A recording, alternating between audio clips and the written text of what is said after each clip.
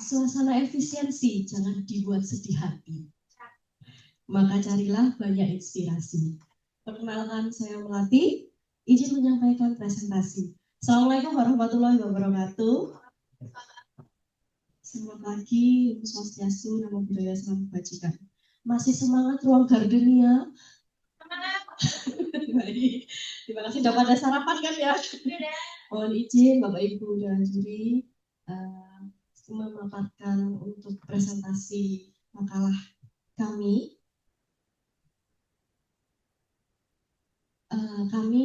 Saya sendiri mewakili dari tim perpustakaan UMM yang terdiri dari saya sendiri sebagai penulis pertama dan juga saudara Ulin dan saudara Osi.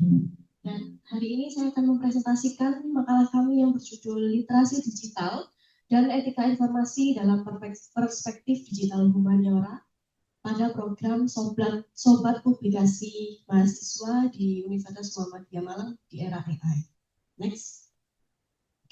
Dan yang melatar belakangi tulisan kami ini karena adanya tentu kondisi saat ini yang mana ada transformasi literasi digital yang sangat pesat di era AI, yang mana penggunaan mesin pencari serta algoritma AI ini dapat membuat sesuatu yang bias kadang kalau tidak digunakan secara tepat dan dapat memberikan pengaruh terhadap akses dan penggunaan informasi. Selain itu, tentunya dibutuhkan etika informasi dalam menghadapi hal ini untuk memastikan bahwa teknologi ini dapat melayani kepentingan bersama secara adil. Dan yang ketiga, tentunya ada kesenjangan kemampuan digital dari mahasiswa sendiri. Satu sama lain itu tidak sama. Untuk meningkatkan literasi digital, maka di sini ada peran yang perpustakaan untuk melakukan pelatihan dan juga melibatkan teknologi praktis di dalamnya agar mahasiswa lebih beretika dalam menggunakan teknologi informasi. Dan yang terakhir, adanya risiko filter bubble dan echo chamber ini juga menjadi penyebab kenapa kadang itu mahasiswa mengalami kehilangan fleksibilitas dan kreativitas dalam melakukan pencarian informasi di era AI. Next. Nah, fenomenanya sendiri dari beberapa temuan artikel yang kami lakukan, algoritma AI ini ternyata mempengaruhi akses informasi dan dapat menciptakan bias serta kesenjangan ekosistem digital di dalamnya. Selain itu diperlukan adanya kesadaran kritis mahasiswa untuk dapat memanfaatkan teknologi agar menjadi sesuatu yang etis dan tetap menjaga privasi dan juga terhindar dari bias algoritma. Nah, dari konsep dari Manuel Castle dalam hal network society, di sini dalam program kami mengharapkan mahasiswa ini dari tadinya konsumen pasif dari AI, gitu ya, yang hanya mencari dan hanya memanfaatkan AI untuk melakukan penelusuran, tapi menjadi produser yang aktif dan menciptakan sesuatu atau menciptakan produk, dalam hal ini mungkin tulisan ya, dan menjadi memiliki pengetahuan terhadap jaringan digital dalam memanfaatkannya dalam aktivitas akademik. Next.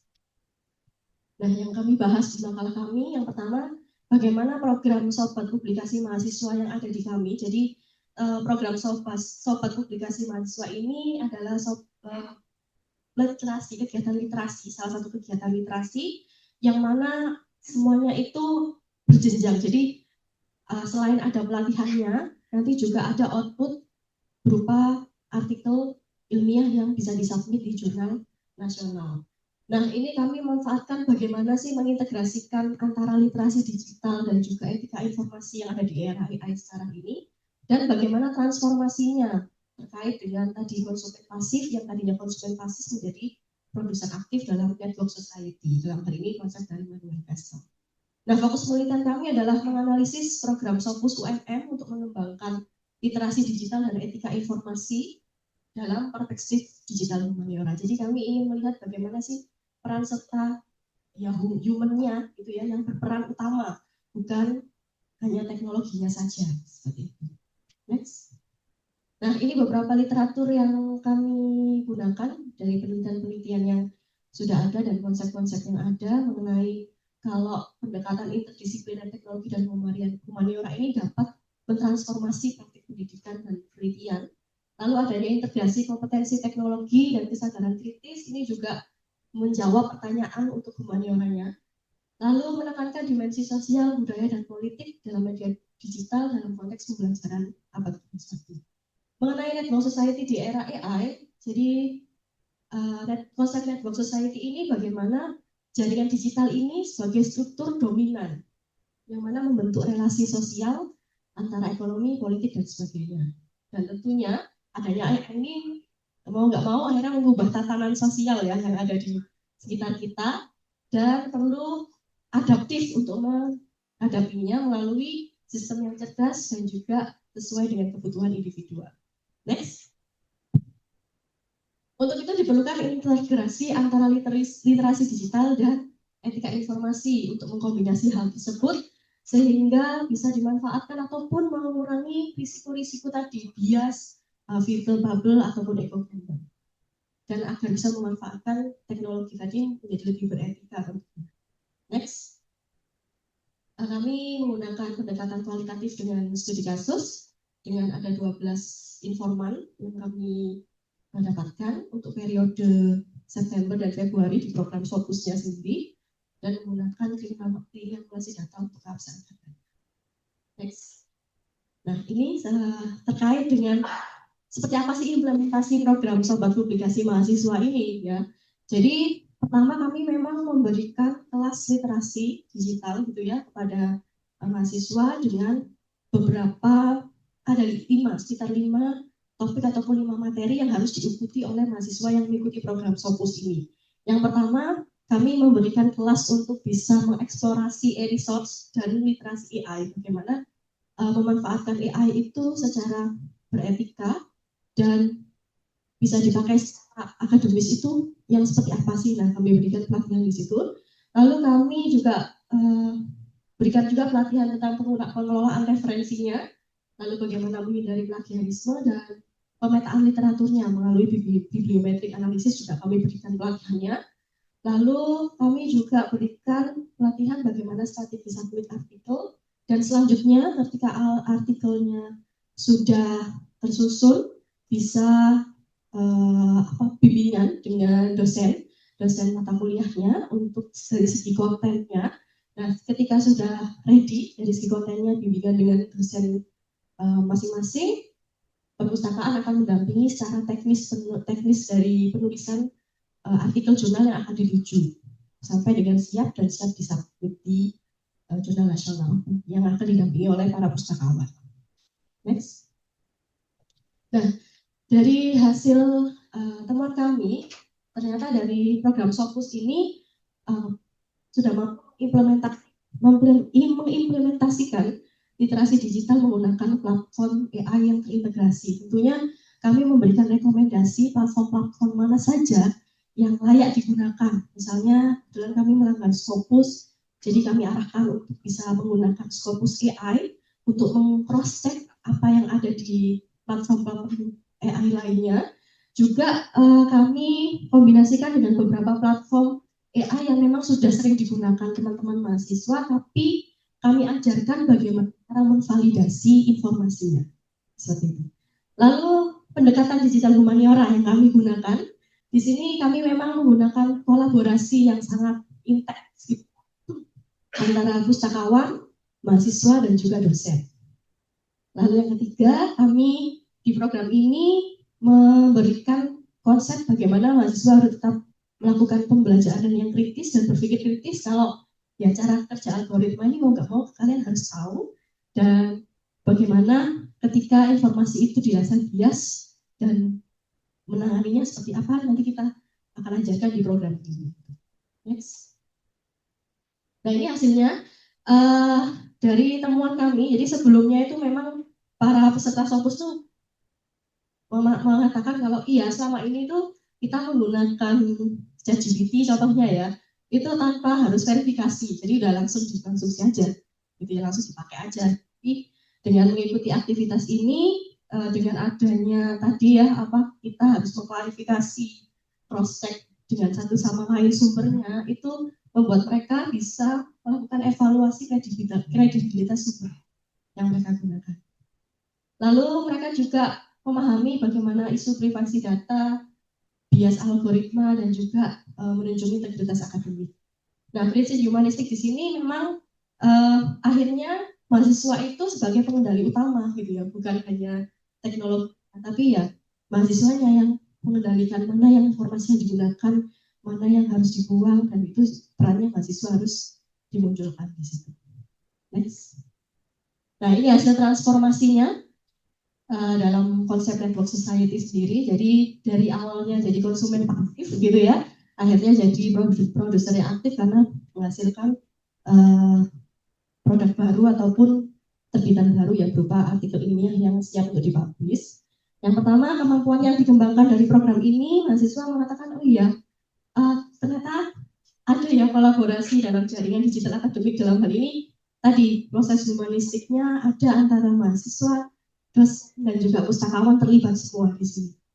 Lalu juga kontribusi dalam pengembangan ilmu pengetahuan tentunya. Jadi akhirnya mereka jadi menghasilkan satu tulisan gitu ya untuk bisa di submit ataupun bisa menjadi karya mereka yang bisa dinikmati lebih banyak orang gitu ya.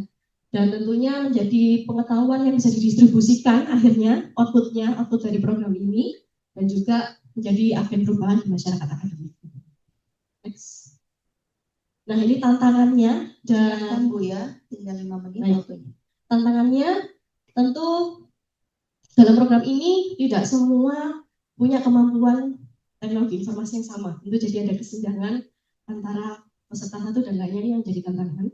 Lalu juga ya ada juga yang merasa resisten kalau ya udah kita ya nggak mau lah pakai cross check informasi satu dengan yang lainnya, udahlah pakai apa adanya kayak seperti itu.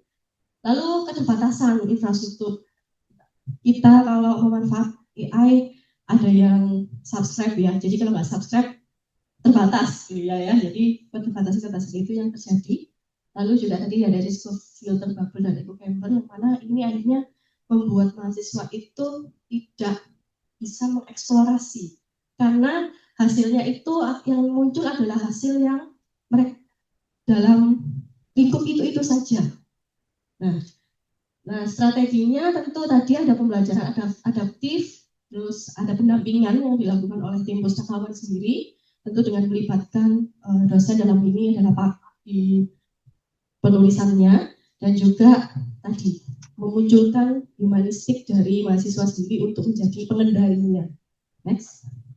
Kesimpulannya, dari program ini memang ada transformasi mahasiswa tadinya jadi konsumen, jadi produsen karena menghasilkan karya tulisan, lalu juga memiliki kesadaran kritis terhadap AI, dan sedikit banyak mereka akhirnya tahu bagaimana memanfaatkan informasi yang beretika tentunya, dan menghasilkan output artikelnya. Walaupun memang tidak semua menghasilkan yang berkualitas, tapi ada gitu ya dari sekitar 90-an yang semuanya menghasilkan tulisan, ada sekitar 57% yang bisa ditindaklanjuti untuk disubmit di jurnal nasional.